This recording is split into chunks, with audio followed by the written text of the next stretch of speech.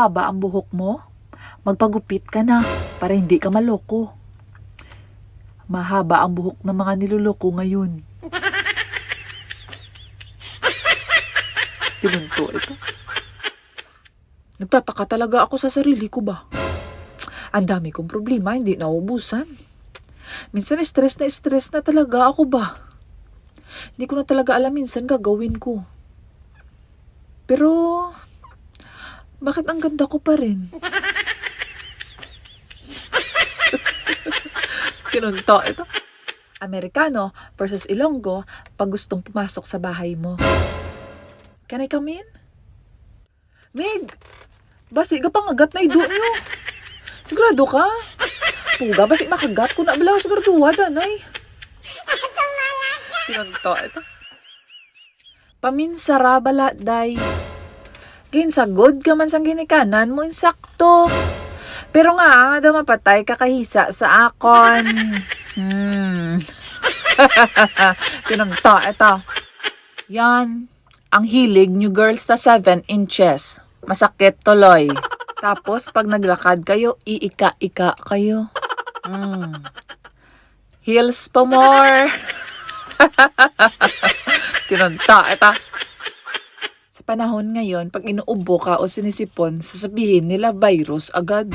Di ba pwedeng pinabayaan, wala nag-aalaga, walang nagmamahal. Kinunta ito.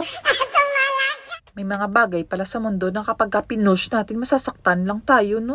Pero meron din pala na kapag pinush natin ng pinush, magugustuhan din pala natin. Kagaya na lang ng pagtitiktok ko. Pinush ko, masaya pala. Nagustuhan ko siya. Sinunta ito.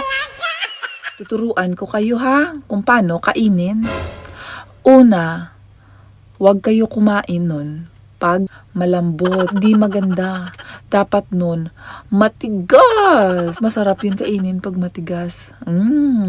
At sa haba nun, dapat ganitong paghawak para feel mo talaga ang pagkain. Na ice candy. Tinunta ito. Kape ka ba? Bakit? Dahil adik ka na? Hindi. Dahil ang labo mo. Walang klaro. Pinunto. Ito. Sabi nila, pag sumama ka daw sa matalino, magiging matalino ka rin. Pag sumama ka sa adik, magiging adik ka rin. Try mo sumama sa akin. Baka maging akin ka rin. Pinunto. Ito. Ano? Nakatitig lang sa'yo. Type na agad. Hindi ba pwedeng hold upin ka pala?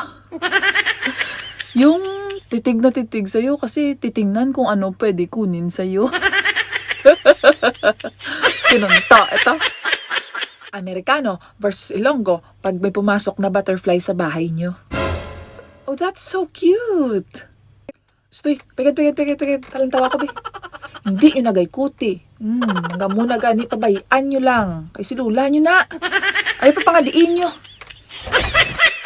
Ganito, ito.